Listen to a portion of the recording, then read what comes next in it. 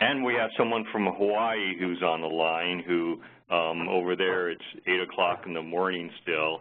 But Dr. Miang, has agreed to talk about a couple of their projects.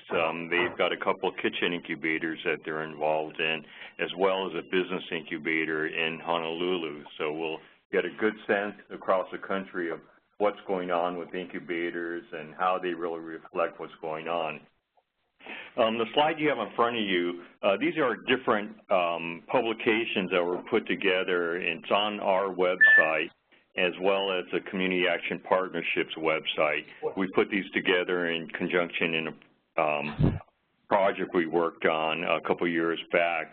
But they're how-to guides, and these are the different subject areas. So if you can't sleep or you're looking for some interesting topics, here they all are.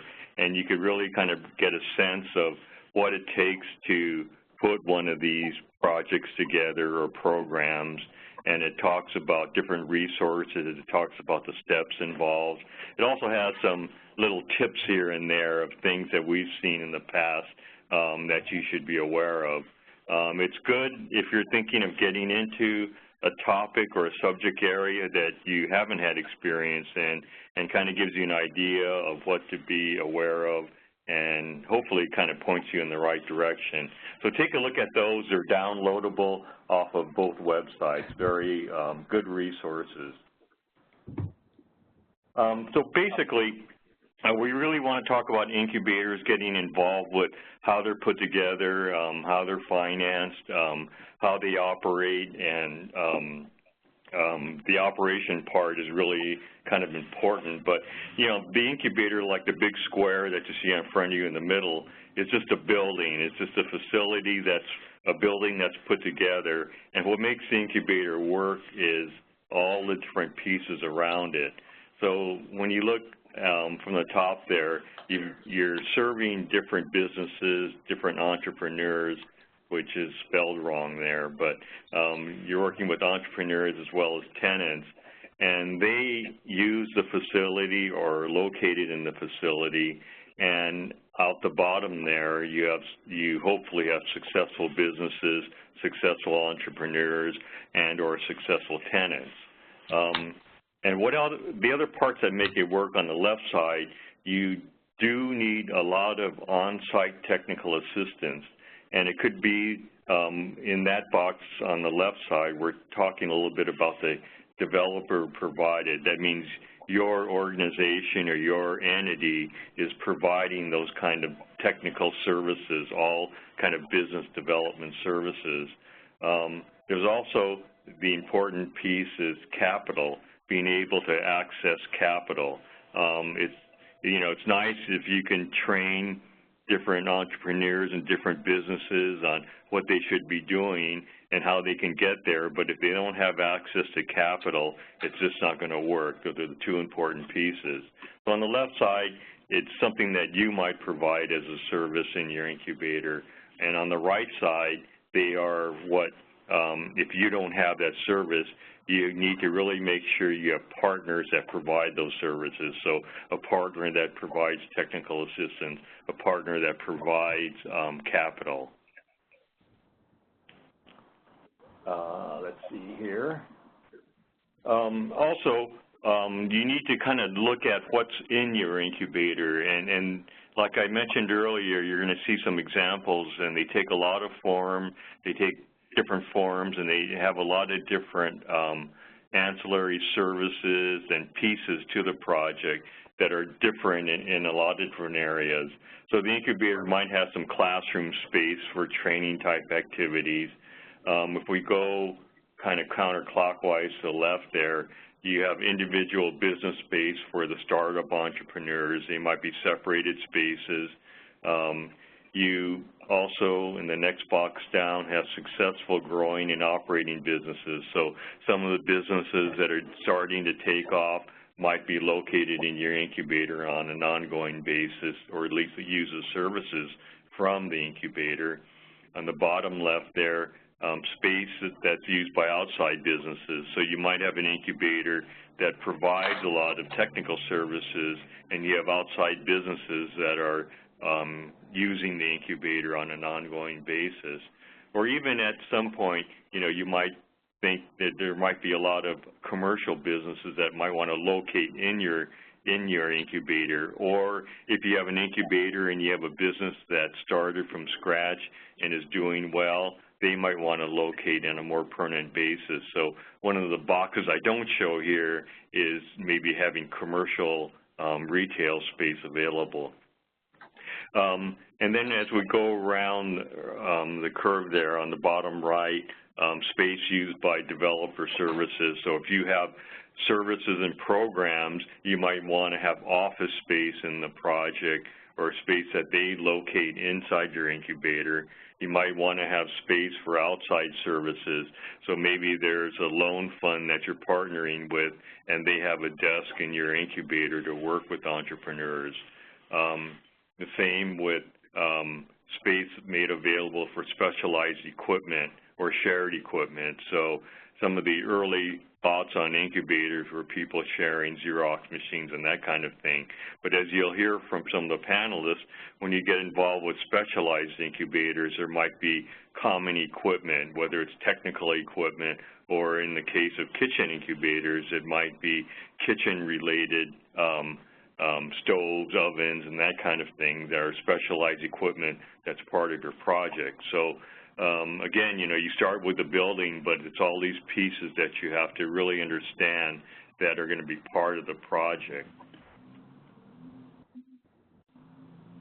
So some of the financing issues, and this is kind of the way, we kind of look at it in a hopefully in a linear fashion. You really need to determine the user. Who's your target market, and what are you trying to serve to really understand what your incubator should be targeted for. So determination of users, who's going to be in the building, who actually needs space in the building, and how much space do they need. So you really have to determine that type of square footage. Equipment, what's needed for the targeted use, whether it's a kitchen incubator or just a business one. There's equipment that's needed, whether they're desks, tables, computers, or specialized machinery or kitchen equipment. You need to know what's going to be in there.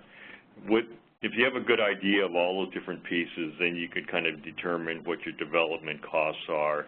And early on, they're just estimates, but at least you have something to work from, a framework to work from. Identifying sources for the development. So once you know how much it's going to cost, you start searching for different grants, equity sources, or grants, essentially non-debt type instruments, as well as debt instruments. If you think you have an ongoing subsidy or you think you'll be generating the right kind of income, you might start looking at debt sources, whether they're conventional or not. And the not being, kind of local government support that might have lower interest rates or deferred interest on loans and that kind of thing. So then you kind of really need to tie in the essential services. Either you provide them or you need to find someone who will provide them for the tenants or the folks you're serving. And then the kind of thing you really need to think about is the income sources for your project going forward. Who's going to pay for those services that are needed by your entrepreneurs or the people you're serving? Who will pay for operating expenses? So you might have a debt-free project, but you're going to have operating expenses. If you have a kitchen incubator, you're going to have a lot of energy costs, and you're going to have to figure out, are those dollars going to come from some subsidy sources, or are you going to structure it so that your tenants could start paying a portion of those fees?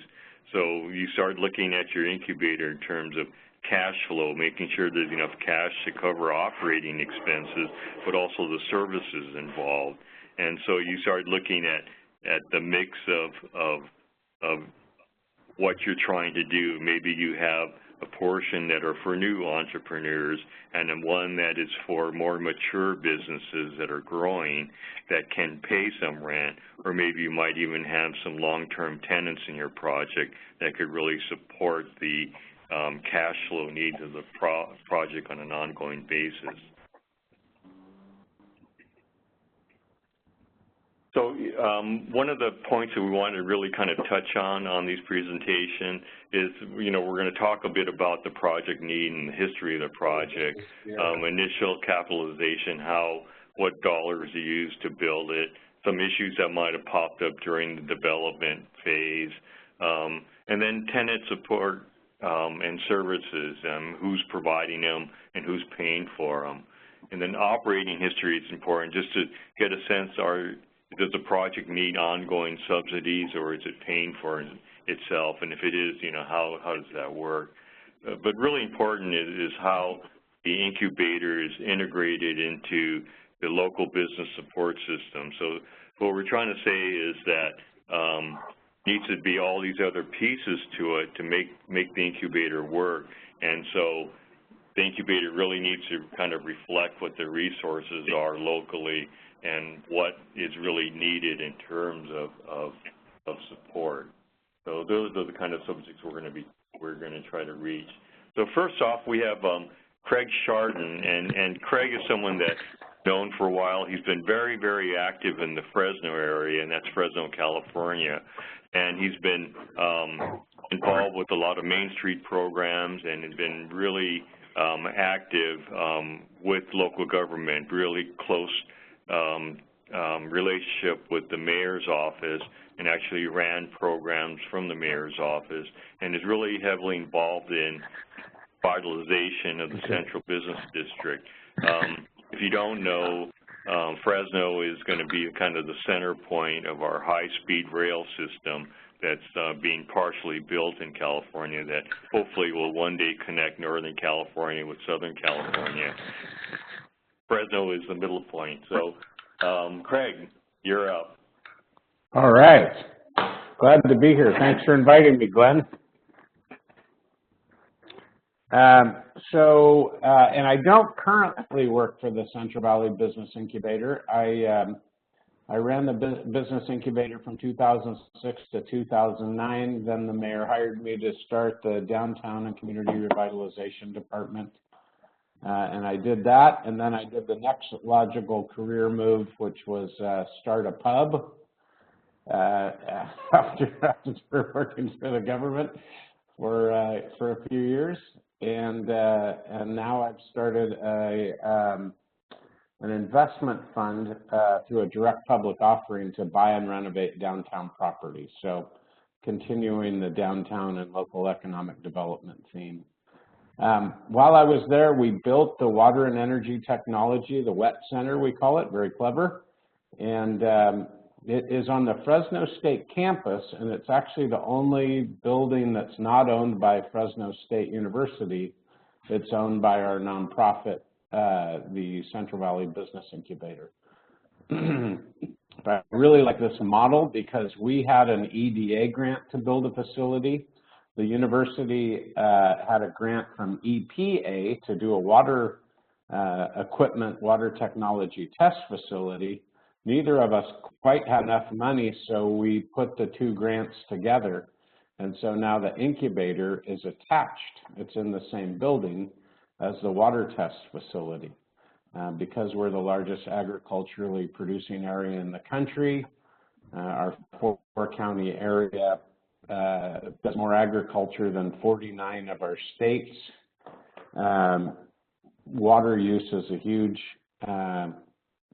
issue, water availability, water use, but also things like filtration and metering and all kinds of things. And everything from a pump to anything that can be connected to a pump can be tested in this facility. So having water innovation businesses, but also the support community around it for water technology companies, as well as students and faculty, it all makes it work together really well. Kind of underscoring Glenn's point about, not just doing some random thing, but building on something that is a existing strength and an existing need. We also have an industry cluster, which if you're not familiar with those, that is a very great best practice to take your existing industries and get people together to sort of solve some of their common needs. For example, our water technology companies didn't have enough welders, so they started working with the community colleges to develop welding programs. So it didn't just benefit or solve the problem for one business, but it solved the problem for all of the businesses. But as that group gets together and then you introduce something like your incubator, they can see the value of using it for new startup companies or new technologies to kind of support their overall industry. We also have an annual international conference that we developed around the WET Center, which again brings in a lot of international expertise, but also a lot of local industry support. And now the banks know about the water technology businesses that are here. The politicians know about them. The media knows about them. So it really builds support for everyone. So we didn't just do it in a vacuum. A fun event that I started while I was there, Glenn was talking about operating money. I don't like to do events that don't relate to the core mission of the organization, even if they raise lots of money. So if you're going to do a business incubator, don't do a dance-a-thon to raise money. Do something that goes back to the core mission of your organization, which is helping these businesses so that they can grow. So the Central Valley Stock Exchange, we got a facility, we got a local caterer, we got all of our businesses to set up around this room, and we gave all the people who bought tickets for, I don't remember, $50 or so that came to support the incubator, we gave them $1 million in play money, and they got to go around the room, and the businesses made their pitches to try to get as much of the guests' $1 million as possible. We even ran a board that was like a stock market board, and then the businesses that won or got the most of the attendees' money won really some pretty great prizes that helped support their businesses. So it raised money for the incubator. It helped the businesses because so often when they're pitching to investors, they really tighten up. So this gave them a fun way to pitch their business to try to get their share of the money from the pool to win the prizes. So it sort of took the pressure off of them, but it gave them practice.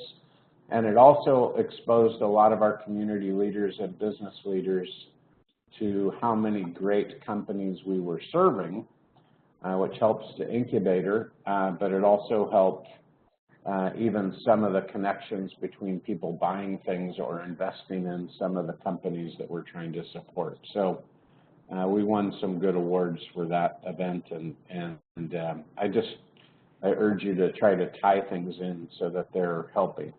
One of the other things that I noticed quite a bit was that entrepreneurs are very discouraged when they make a sales call or investor pitch and it doesn't go well, or they can't figure out how to leave their day job to switch over to running their business. And I thought about how all of our gurus are just successful, so all you're doing is reading and watching videos about people that are successful. So I thought it would be important for them to have real entrepreneurs come and talk to them in a casual setting. They sort of use the MTV Unplugged, where you take away all the instruments and then you can see how talented people really are. So we'd say no PowerPoints, just real entrepreneurs in their jeans, and give them a stool and a microphone, and they would be encouraged to tell the bad stories first. You know, we have a very successful guy in town, but he got up and talked about what it was like to have his car repossessed on Christmas morning with his wife sobbing on his shoulder. Now, that's not what we see when we see him now. So if you're an entrepreneur and you just see successful people around you, you might not know, you might feel like you're the only one. So we really wanted to break that cycle in a fun, interesting way. So that was Entrepreneurs Unplugged. You can steal any of these ideas or customize them however you would like.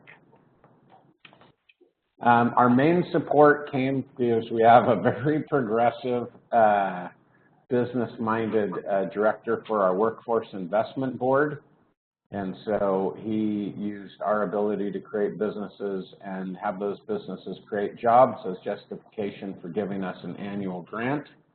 So I think everyone has a Workforce Investment Board, so I could certainly put them in touch with our WIB director, and he could talk about his justification for giving us annual support. We got the Economic Development Administration grant to build our facility. We really went to community banks quite a bit. The Community Reinvestment Act, there's a little known thing, Glenn can tell you about this, but you have to find out which banks have your city as a targeted area for full scope assessment for the Community Reinvestment Act, because if you're not a full scope city, you're a partial city, you're going to get those big $500 checks. But whoever has you as a full scope city, they're going to be much more likely to give you money to help meet their Community Reinvestment Act goals. You also don't know when banks are going to be audited. Basically, they're audited if they want to buy a bank or sell a bank, or open a branch or close a branch. And so a bank that says no to you 1 month, next month might have a bank that they want to acquire, and suddenly they'll be very interested in making sure that their CRA goals are being met. So all local banks will have you in their CRA area, so they're a great way to focus and also help teach classes with some of their employees. You know, if you're doing business plan classes, that's great. As far as fees for services and classes, that was a very small part of our revenue. Basically, the businesses that we're getting in our incubator are not rich. That's why they're at our incubator. So that was relatively minor and mostly subsidized. You go to the incubator in Austin, where you have all the support of Dell and all the other technology companies, and they're spinning off companies to go through the incubator, then that is a different story. So we would call our guys the Island of Misfit Toys, if you know that from the seasonal Rudolph the Red-Nosed Reindeer TV show. You know, if you're a big successful business, you know, on your way with a hardcore entrepreneur, you probably didn't come to us. So we usually got people who didn't know what they were doing, or how to market, or how to raise funds, or those kinds of things. We had a few, but we really had to start with the tough cases, which means you have to have a lot of support. When we opened the Water Technology Incubator, our board decided that if it wasn't completely filled the day it was open, it would be public humiliation, which I disagreed with, and it meant we had to just sort of take whoever we could get to make sure it was full, which then led to a lot of extra support services being needed because we didn't really screen the companies like I would have liked to have done. Also, we had a microloan program that we had received that we never made a grant on because the board policies made it so difficult that the business would be much better off just going and getting a $5,000 credit card than they would trying to run the gauntlet to get through ours. So, you know, educating your board to know what other incubators are doing, not just making it up as they go along or their own opinions, but really knowing what best practices are, would be great. Our general business incubator actually closed, the launching pad, a couple directors after I was there during the downturn in the economy. But the water technology incubator still goes great. And I really, in our case at least, think that the specialized incubator that really matches community strengths, we have more water technology headquartered businesses in Fresno than anywhere in North America. So that makes it a really natural fit for us. We also have all the farmers and everybody who knows there's a water shortage who is a potential customer. So those things work well for us. We also have a large regional food company show, and so I think a food incubator would work well here, and we're working with our community action agency and community college to do that. But we get 150 businesses together once a year, food company businesses, to all show their products to buyers that we bring from around the world. So that would be another one that I would say is a good fit for us. And then just like we would advise our businesses, keep your overhead low, be super conservative on your revenues and resources, spend money after you get it, not before you get it, run a tight ship. But you also have to do things that are interesting enough to be able to attract investment and attract the businesses. So, we had a couple of little tricks that we did that made our office look way more interesting and cutting edge and hip than it was. So a few little design techniques or a little technology.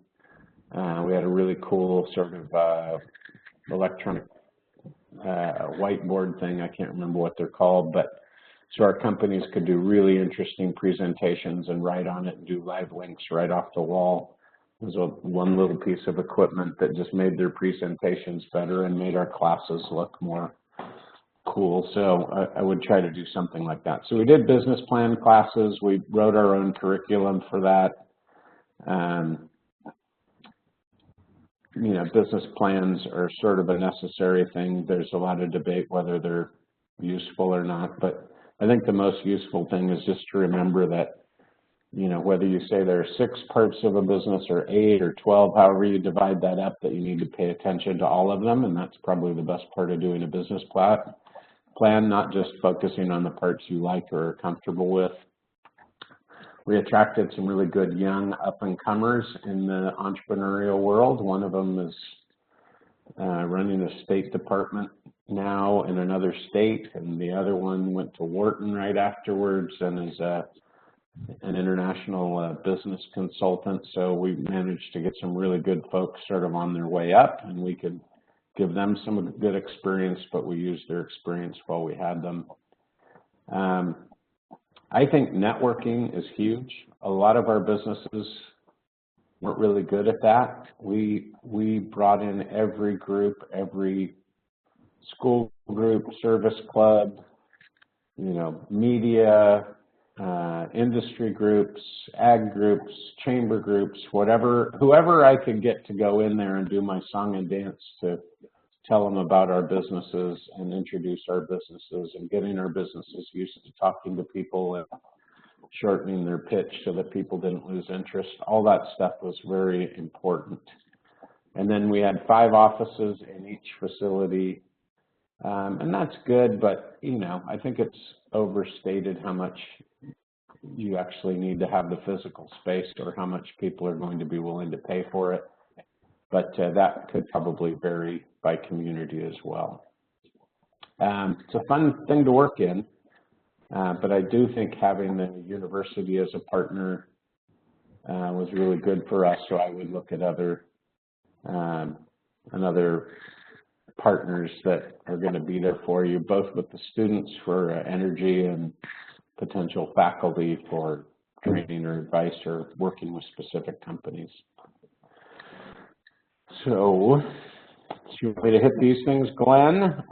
Project need and history. Well, we have typically had unemployment of 12 to 17% in the Central Valley, so we certainly have need.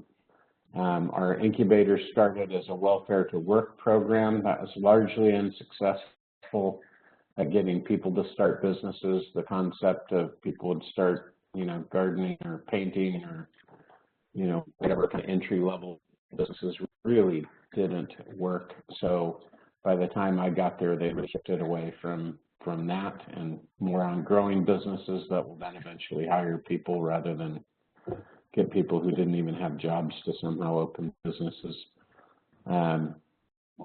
Our capitalization, I talked about, WIB was our biggest sponsor, but then we had multiple people around the community that would write $10,000 to $25,000 checks, and all the normal stuff, putting bank names on office doors and sponsoring a conference room and that kind of thing. The development issues, well, getting EDA and EPA, even though they're only one letter apart, to work together on 2 different federal grants, that was nothing short of a miracle. Even with well-meaning people in the same government, they have very different services and all that, but we managed to do it and find a local contractor and architect and get the project going. Operating history and cash flow, it was, we were pretty good at raising money, but it was always tight. I think we should have done more in terms of building up some type of an endowment or something. But for the 3 years that we were there, we functioned pretty well. We always had good, clean audits, which is going to be important as you look for any grant funding or large, institutional sponsors that are out there. And other support systems, yeah, I would say the university was probably our best. Banks were also the best, local banks particularly. Some of the larger banks, Wells Fargo was particularly good, but they are also full scope Community Reinvestment Act for Fresno. None of the other big banks are, only Union Bank and Wells Fargo are the 2 banks that have decided to make Fresno a full scope CRA city. Okay, the question is, why did the welfare to work businesses not work? I just think that's a little bit of a tricky, more of a social program thing than most incubators are probably going to be able to do. If you're taking people who are out of the workforce and you're going to try to get them to do a business plan and follow through on the, they don't have the personal assets to be able to invest in it. They can't get a second mortgage on their house to put into it. There's not a lot of foundation for them to be successful. And it would take a lot of resources to be able to get, someone even to opening a pool cleaning service. I mean, you've got to buy a van and a truck and show up and have QuickBooks, and there's a lot of pieces to it. So I think it was easier to say our target audience were people who wanted to start businesses already and or who wanted their business to grow.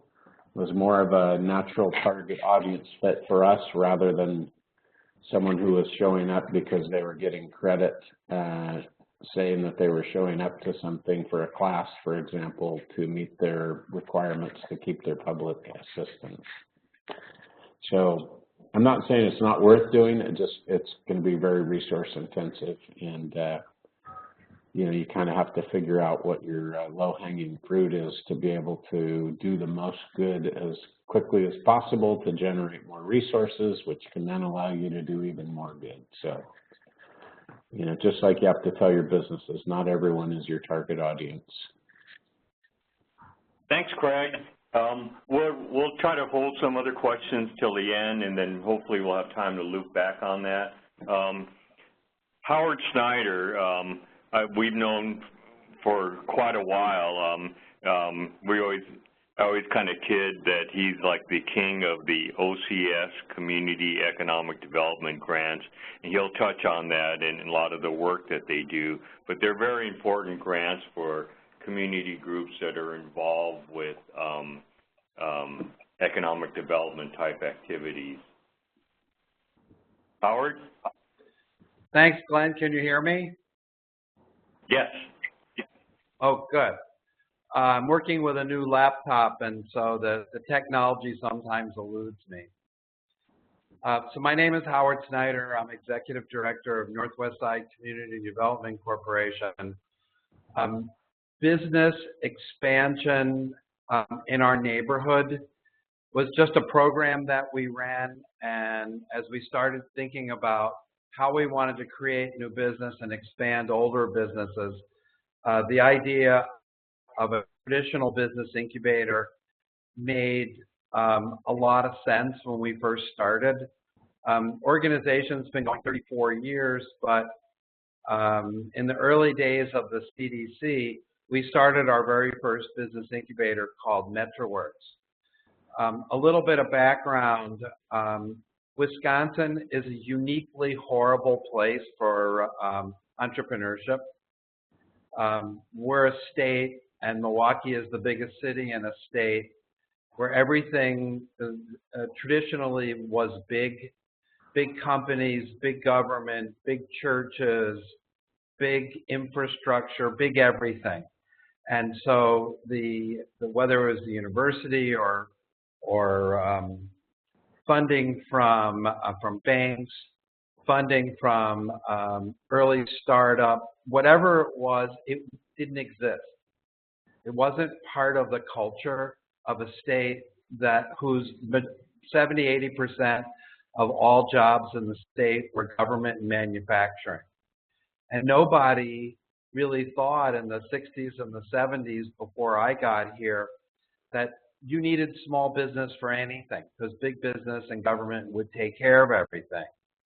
But as you began to see downsizing and companies leaving, particularly leaving central cities, there were a few of us that wanted to do small business, but no one really knew how. There was very little in the way of funding for it. I go back, I enjoyed Craig's presentation, and it reminded me of all the years of psychotherapy that I had to endure, trying to get people to want to do small business in the largest city in a state that didn't care about small business. Things changed over time, and I think we were the very first small business incubator in the state of Wisconsin, and we were on a central business district of an African-American neighborhood that was one of the poorest in the country.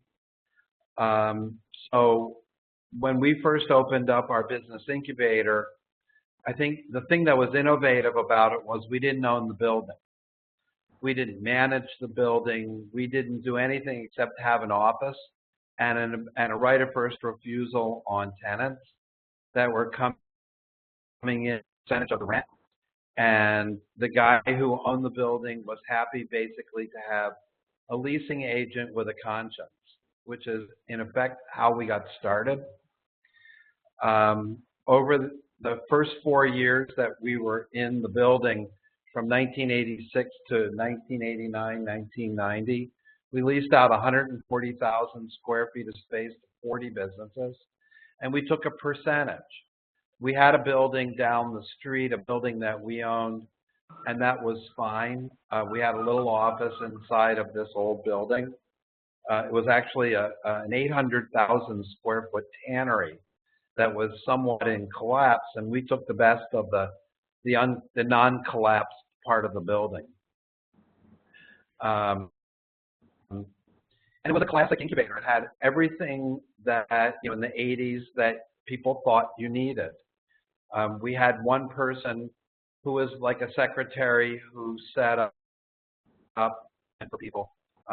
We didn't even always own all the office equipment. Sometimes we leased it ourselves. We managed landlord-tenant relations. We had an SBA score advisor who came in one night a week. In the late 80s, we became SBA micro lenders. I mean, we did all the things that everybody does, except that we didn't own the building. MetroWorks 2, we kept MetroWorks 1, but we actually expanded out into a new building, which we called MetroWorks 2, and we had a better deal. We had 12% this time. And we were actually making some fairly decent money on the rent. We were lending a fair amount of money. They were mainly cash flow lines of credit, but they were in the $5,000, $6,000 range.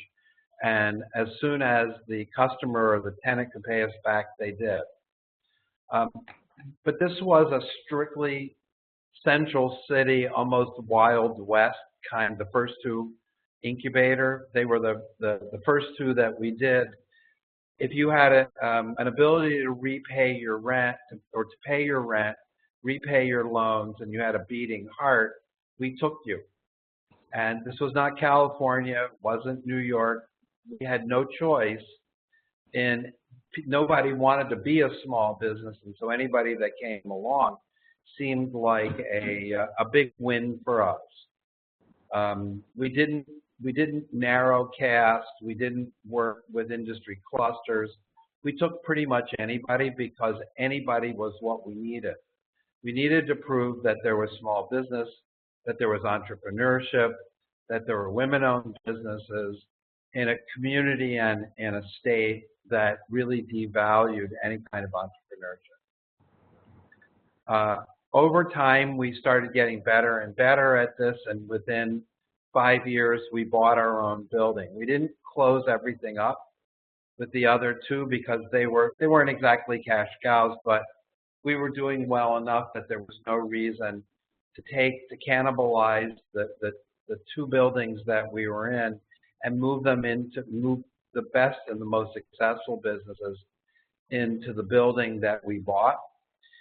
But we were on a commercial strip, and so we tried to focus as much of the businesses that were coming into the building. It was about the commercial district. For businesses that were either spin-offs, I call them non-walk-in retail. So there was some retail, but it wasn't like, you walk into a store, you buy something, and you walk out. We were servicing other businesses in the neighborhood, including some of the businesses on the commercial strip. We were getting better and better at what we were doing.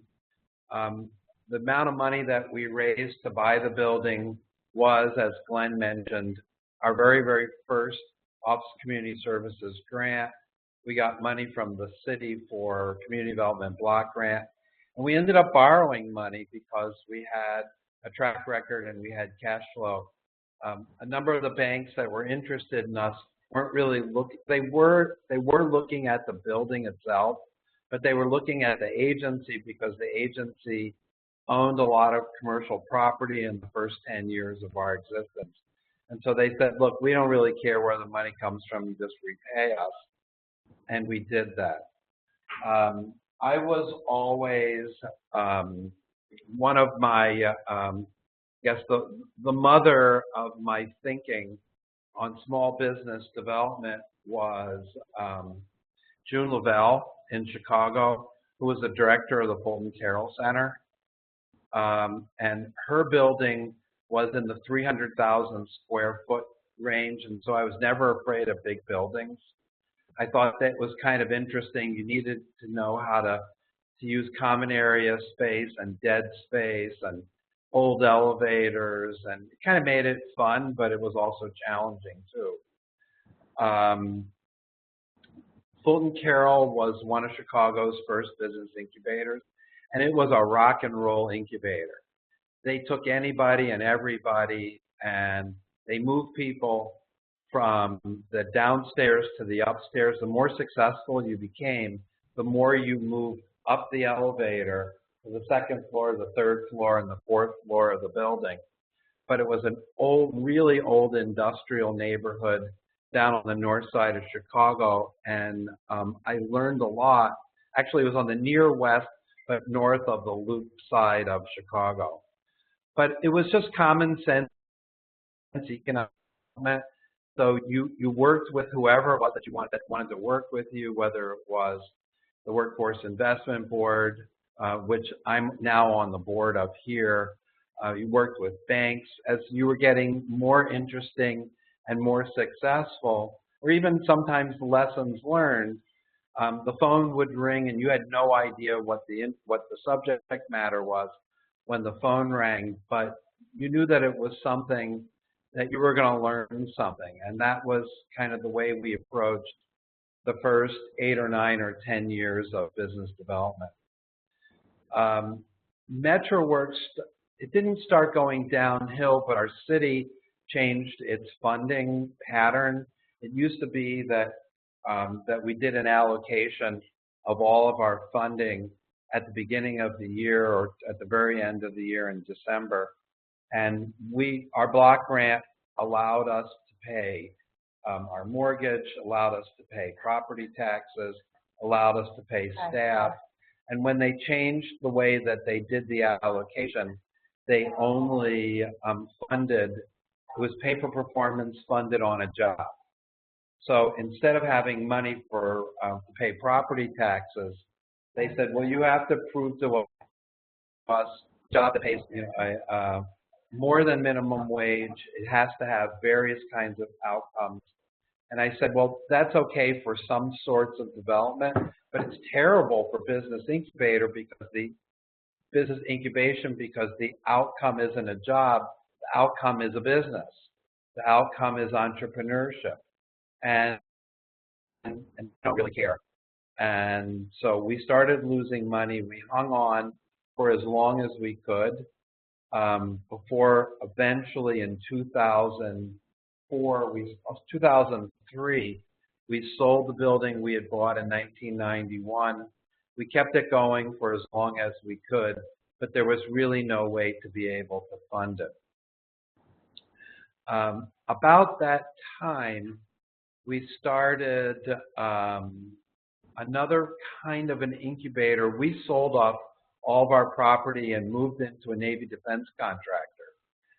I like to say that we were the only non-world that was located in a United States Navy facility. And we worked really closely with them. We used OCS money to actually lend money to the contract, to the building owner in order to be able to outfit their building for the energy power and controls work that they were doing with the Navy, and particularly with the nuclear Navy. And I didn't really care so much what they did. They were the last really large business in our neighborhood. They had 400 Navy engineers and about 550, 560 people who worked in the building, and we wanted to keep them from leaving. And they invited us into their building. And I said, well, what the hell are we going to do in 600,000 square feet of space? And the general manager and vice president of the company said, well, we don't know what to do with all this space either. How about if we work together to bring small businesses into this building that are part of energy power and controls, which is the industry club neighborhood.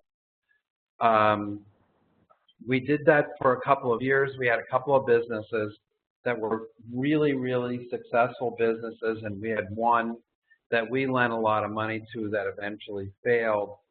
But our champion in the building had a family health-related problem. It says on the for small business incubator, loss of anchor tenant. We didn't really lose an anchor tenant. We lost our anchor champion. The man whose idea it was to open his building up to outside people, to the community. We did lots inside of his building. And when he left the company, we were stuck down at the end of the building essentially by ourselves with a new group that came in who didn't think quite so much of the community outreach effort that the company did when we were at our sort of high point in 2006, 2007, even into 2008. But the interesting thing was that at that time, we started working with him before he left the company on building this cluster, which is now today called the Midwest Energy Research Consortium. And he said to me one day in his office, you know, I think like almost all the major the energy power and controls companies in the country are located in southeastern Wisconsin. this is the potential. We didn't know it to be an industry cluster, but he said, I bet we all talk to each other, but none of us cooperate. And collaboration is also something that's been very difficult over the years here. It didn't start that way, but today work is pretty cutthroat, and a lot of people don't talk to one another. When he got over his family's health situation, he came back to not to his old job, but to a new job. We moved out of the Navy building into a building directly across the parking lot, which is a 7-story, 220,000 square foot office building.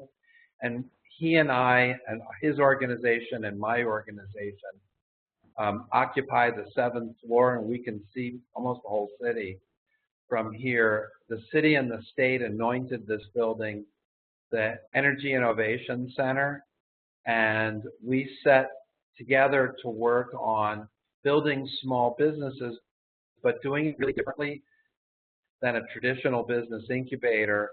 It's more like a 21st century accelerator, which is totally different from the kind of work that I did back on Villard Avenue back in the day when we started MetroWorks. The accelerator, first of all, our involvement in it is coaching and mentoring and a little bit of financing, but our partner does a lot of the heavy lifting, and they brought in 2 cohorts, 2 accelerator classes. The first group was 9, and the second group is 8, and they're international companies. They're all really young, but they want to start up new businesses, but we want them to start up in the energy power control space. And they sound Silicon Valley-ish, at least to me.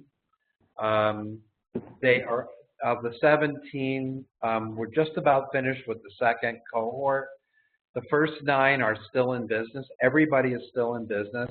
2 of the companies got bought out by bigger entities, which also count as success in the 21st century. So 2 are bought out, 7 are still in business, but they're not in the building. 1 stayed in the building, and now the second cohort are 3 companies are international companies out of 8. The other 2 are Midwest, and we've put up about $200,000 for a 12-week accelerator, which pays their stipend, it pays their food, it pays their staying here, in Milwaukee. They have the space that we built out for them 24/7. There's a refrigerator and a ping pong table and a cafeteria, and it's really kind of a fun space. It's a maker space for these new businesses. And the idea is we're trying to keep as many of them as possible in the neighborhood. The triangular relationship between us and MWork includes a company that is an angel investor called Silicon Pastures, and she will look at any kind of investment opportunity so that she can put startup capital into some of these small businesses as well as some others that are interested in our neighborhood. And we have a Shark Tank-like event every month. Businesses that our angel investor is interested in and her group of investors will sit around a dinner table downtown while a couple of unlucky sots get to make their presentation and have very, very smart people shoot them full of holes. I sit there because I'm not that smart, and I just eat and listen to what other people have to say. And then we look at the possibility of either trying to find space for them, bring them into this building, or go do financing. As we are I think we're about a 10-year-old CDFI now. And we make very small loans, but we make a lot of very large loans as well. Pros and cons in the early days. In some ways it was more fun, but you lost a lot of sleep because you never knew whether you were going to, the people who you put a lot of time and effort in were going to be able to pay rent. It was always kind of a game time decision whether the rent check came in. I had people say, look, I can pay your loan back or I can pay the rent. You know, you pick, I don't really care. This is how much money I have. You take it and figure it out. That was a really rough way to do any kind of strategic planning, but it was fun. Today, what we're doing in this building is we have lots of partners. It's not anywhere near as hands-on. I don't feel proprietary. I don't have the sense of, you know, these are my children. As they grow and they mature out of the building. But I get a lot more sleep, and my doctor bills, the COVID doctor bills are a lot less. I don't have to worry about financing because, like in the first building, we're a tenant. We're an important tenant. Our partner, MWork, or Midwest Energy Research Consortium, is also a tenant. And as long as we pay our rent and they keep the heat on, we're all fine. So I could take questions. Those are some of the pros and cons. It's obviously more technical and a lot more complex. But I just wanted to hit on a couple of the big points. Thanks, Howard. We're going to hold questions because we need to move along and get Dr. Miang on. She needs to take off pretty soon. But I did want to talk a little bit about the projects we've been working with Dr. Miang in Hawaii. It really kind of forces us to go over there more than we really want to, but you know, life's tough. But anyhow, Dr. Miang, why don't you go ahead and let me know what slide you want to be on. Thank you. I guess that I just start with the first one, and we go through from there. And I will add the kitchen incubator. I mean the agriculture incubator to the last. Okay. In our first slide, it really shows the operations that we are involved in, and we operate in the whole state of Hawaii, but of course with 80% of the population living on the island of Oahu, that's where most of our activities are. Now I'm, okay. We are going through our value statement and the vision and mission, which defines what we do. But I think the spirit of aloha is very important to those of us who live in Hawaii. And along with it, you will see that we added food. And food was a big deal for us because we're an immigrant and refugee resettlement agency. And food at that time, this is many, many years back, food was a way that we could go home. Many refugees cannot go home, and food was the one way that they could go home. And although the workshop leader disagreed with us, he insisted, and we got food as a value. Now, many years after, 2 decades after, food has become a big deal. And we feel vindicated that, yes, you know, we were right. We should have put food in there. In terms of poverty alleviation, we want to make sure that we can empower our community to achieve self-sufficiency. And in Hawaii, there's a little bit more tough than other places because the cost of living is so high and housing is very expensive. But the mission is very clear that our target population is the low-income residents, immigrants and refugees, which, by the way, includes trafficking victims, and I'll refer to them later. And we try to help them through building skills and getting them to, with the cultural heritage. In our history, we started out in 1973, although our history goes back further. 73 was the year Vietnam War started to end and America started to withdraw. And so we had tons of refugees coming over to Hawaii. And we were called at that time the Kalipa Immigrant Service Center. And we moved on to change it to Immigrant Center, thinking that people, would be easier for them to find us. But it really didn't work. They thought we were the INS, and when we called to say Immigrant Center, they would hang up on us. So we changed our name to Pacific Gateway Center. The board voted on that, and it has been since Pacific Gateway Center. In 2003, in the going back to the decade of the 1900s, we started to think further about economic development for our low-income and refugees. And there was this gap that we provided social services, but we did not help them in economic empowerment through business development. So the first project that we had was the Culinary Business Incubator. What I really want to emphasize is that we keep in contact with our target population, kind of have to, because since they're refugees, we still have to show them how to take the bus, where the emergency room is, and so forth and so on.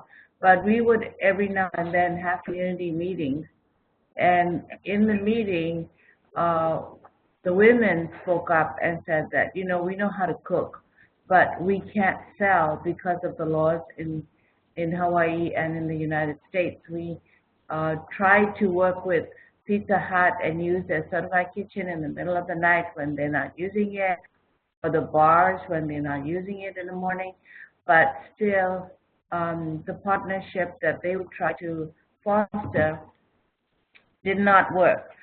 So with that thought we started thinking more about the Culinary Business Incubator, which is a certified kitchen that would help the low income to start their own food businesses.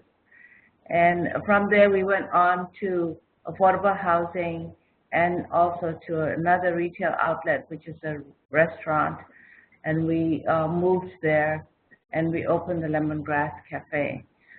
We have to say that all of these are a package, and it's really important when you provide services for economic empowerment that it's not just businesses, not just how to pay the taxes. It's a whole package of social services that must envelope the other services that you're providing. So our core program services start with social, employment and training, and then community building, because that's in the cultural heritage, and you still want to keep the community together and their heritage intact, and of course, finally, the economic development. Social services is usually the way that newcomers come to our organization, and they come because they need help and they are in trouble of some sort. And we have, for the whole immigration continuum, acculturation, getting them visas, getting them their citizenship exams, and so forth, and bringing their families over. So we are very fortunate in having worked in that arena for a long, long time, and people come to us for those services. Next, please. The key part of it, when we work with immigrants and refugees, there is a major barrier, which is the language barrier. And this is what keeps them in the low-income area, because they can get a job maybe as a dishwasher, but they can't do anything that's what we call in the front of the restaurant. They can only work in the back because they can't speak the language. So we have started English language courses, but we also, because they need help in emergencies and so forth, we started a Hawaii language bank which has the capacity to interpret in, right now it's 29 languages. And we provide services to government, sometimes the courts, and private entities, which would be the clinics and so forth. The medical and the courts are the two highest agencies using our services there. And we have an Office of Language Access that we also work in cooperation with. The youth, of course, major challenge coming from wherever they are, either from a refugee torn situation, as well as for acculturation in the schools here.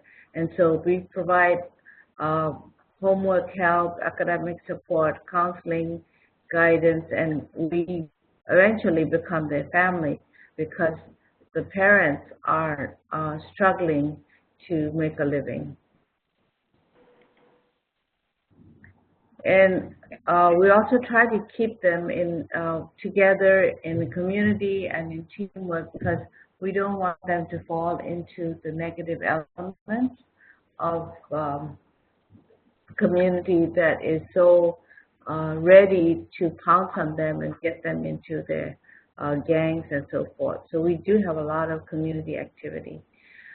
But in the meantime, the key is to get them into some kind of employment and training skills. And knowing that we have a major digital divide, we do start with computer lessons and, of course, like I mentioned before, ESL classes so that they can learn to survive here. And the community building is done through culture so that the older immigrants still keep in touch with the younger ones and they have a common bond and a common issue to work with. And of course, key to all of them is getting ready for getting a job and to go to an interview and to prepare for work in the world of work here in America, which is very different from other places. Most of the arts and crafts have been the key to our preserving the diversity and the arts of their culture. And we try to provide affordable housing. Along with that, we do have a small affordable housing project which also helps in keeping the community together. And we do have festivals, which is really, really neat. The person in the middle with the guitar is the chair of my program committee. He's Samoan, but he's playing a classical Spanish guitar piece, and it's really neat. In the Buddhist community, we have a fish releasing festival, which is very eco-friendly, and we provide a venue for all of those who are of the Buddhist faith to come and participate. We also have a floating lantern festival, which is to promote peace, and we have 4 countries, and it's a big joke amongst us because it's the 4 neighboring countries in Southeast Asia which hate, we hate each other.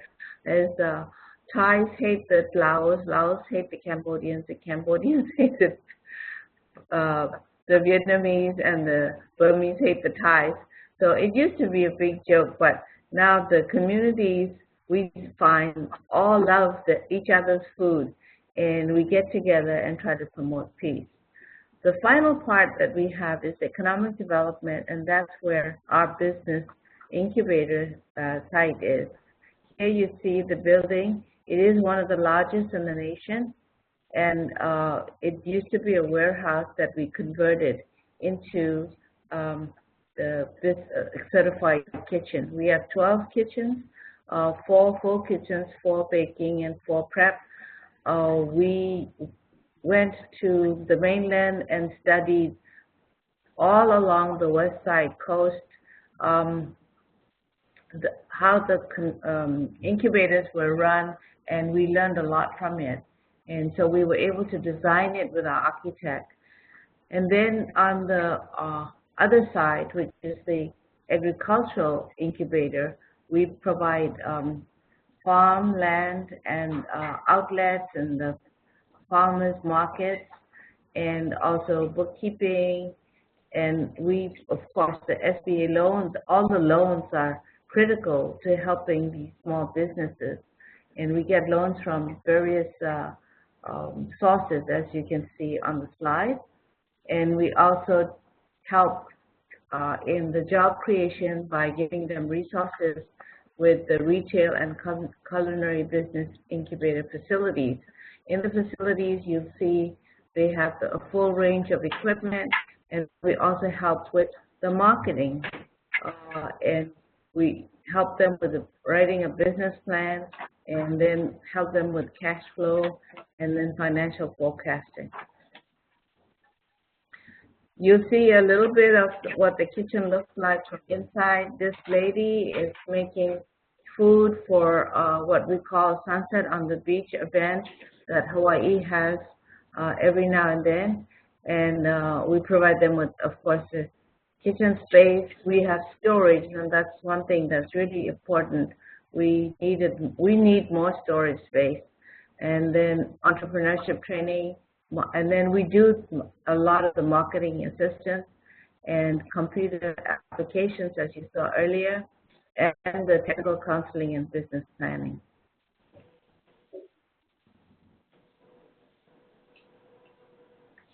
Some of our clients, you will see on the far left, upper hand corner is a Hawaiian lady, Auntie Nani, sells fabulous cookies, and another person who is cooking a Southern Soul cuisine, and then another baker. We have a cupcake lady that goes in a food truck and goes around the neighborhoods, and then there's shaved ice, and then Hawaii in the blue in the middle is Hawaii's best ever brittle, and it is out of this world. I remember sitting there, and she, in the retail component, would bring her Hawaii's best brittle, and that brittle would call to me the peanut brittle and the macadamia nut brittle, and I couldn't resist. It's really, really neat. All the foods that we have a keiki lunch box, which a lady who prepares lunches for children in the schools. And then another lady who brought in the velvet cake to Hawaii. And it's been a real focus for all of us because we all love food. I mean, the staff loves food. Our clients love food. So we're all in this together. And some of the products that are just have longer shelf life is the sauces and the ginger syrup, which is now selling at the commissaries here. And then we have, of course, the salsa and the lau lau, and that's the Hawaiian food for the last two pictures on the bottom. Then we needed an outlet, so we had a retail incubator. We bought this building in Chinatown, and it was called the Paradise Enterprise Center. And we put all the products there, and people would come to buy the long shelf life items there. So you do need that end of the spectrum as well.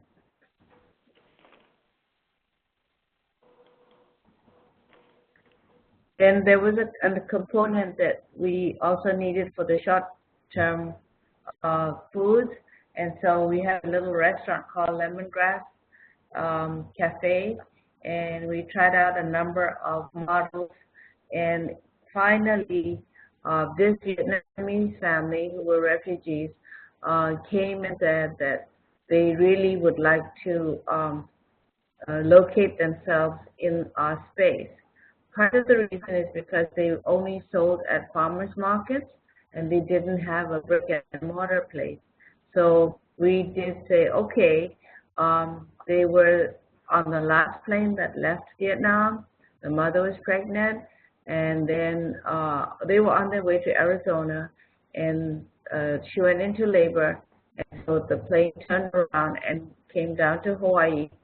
They were taken to Tripla, which is an Army hospital, and the chef, the one who is now the chef, was born there, and he's one of the best well-known chefs in Hawaii and has won several awards. So it's called The Pig and the Lady. If you want to get away from the winter cold over there and come and see what we're doing here, all of you are welcome. You've got to go to The Pig and the Lady. It's standing room only.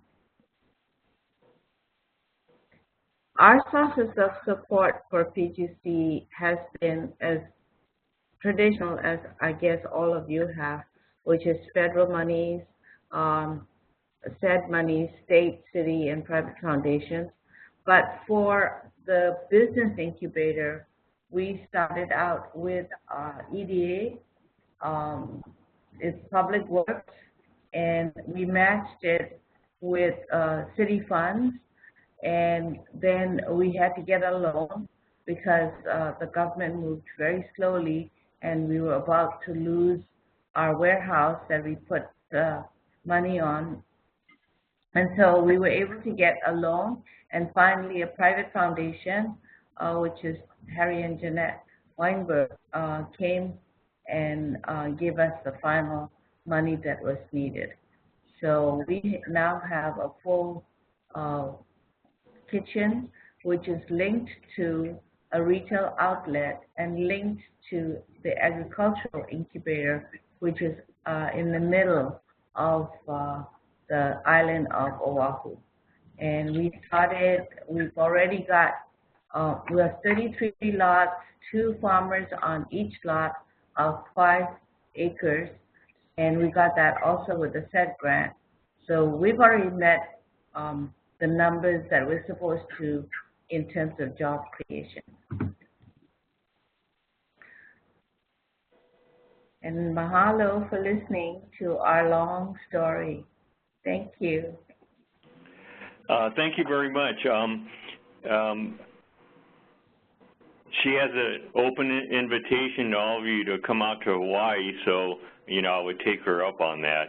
It's really interesting, the farms that, the farmland that they have, you know, you're talking about a lot of acreage, 170 plus about 75 acres, so they've kind of vertically integrated the food market all the way from growing food to processing it, to doing value-added production, and to do all the things that are needed to get food to the table, working with restaurants and other retail outlets. So it's a real interesting process. They've got, you know, the largest incubator that I've seen with all the kitchens, so it's a great project. A very focused incubator, kind of based on what community needs are and what the local economy is. Very similar to what Howard's doing and what Craig did. They're projects that really meet kind of regional needs, and they're really focused on supporting business growth and business activities around the necessary entrepreneurs. The other important aspect is how well each entity is connected to the other services that need to be provided, whether it's business assistance and whether it's access to financing. You've seen a lot of the organizations, or some of the organizations here, providing some of those services, or they're partnering with someone else to provide additional support. On an ongoing basis, you know, you still need to provide those services to make your incubator really successful going forward. There was some discussion, some quick discussion. Craig mentioned CRA, the Community Reinvestment Act. We did a webinar on that, and it is available online if you check with the partnership website. They've got a copy of that. And also on the regarding OCS to CED grants, we did a session on that kind of highlighted different projects. So go ahead and take a look at that webinar. They're recorded webinars. This one is also being recorded and will be available online on the partnership website. One question that I got is regarding handouts. Email me if you're interested in handouts or copies of slides and that kind of thing. And let me forward this next slide here. That's our contact information, so you could email any of us on further information, and I can get you whatever you need. And with that, I'm all done. I'm not sure if Kevin's going to jump on again, but yeah, we actually did have I see one person with a question here. It's Tahichi Crenshaw. Let me see if I can activate. Okay, Tahichi, can you go ahead and ask your question?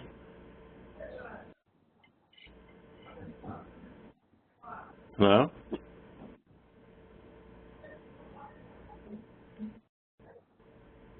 Okay, you've been unmuted.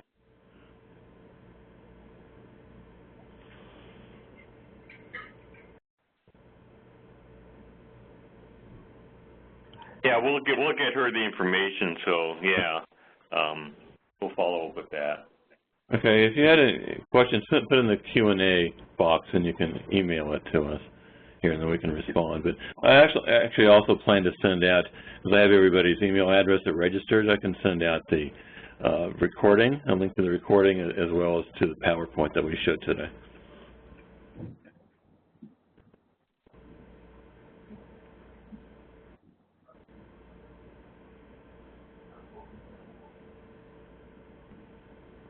Okay, I don't see any other questions. I'm going to give people another second if they want to write something. I just want to mention an upcoming event in January the 10th to the 13th. We're having our Management and Leadership Training Conference, which is in Long Beach, California.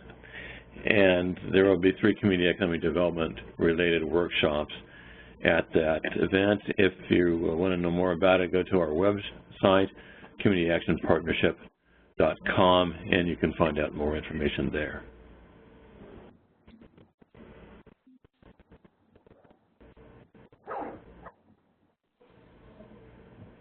Okay, I'm not seeing anything in the Q&A, Glenn, unless you're seeing something. No, I think we're all set. Okay, all right. Well, I want to thank everybody for your participation. Again, you can email people directly. You have the email addresses there if you have follow-up questions. And look out for future webinars on similar topics, and we'll be sending those out in the near future. Thank you. Good luck, everyone. Thank you. Good luck to you too, and Merry Christmas. And Happy New Year.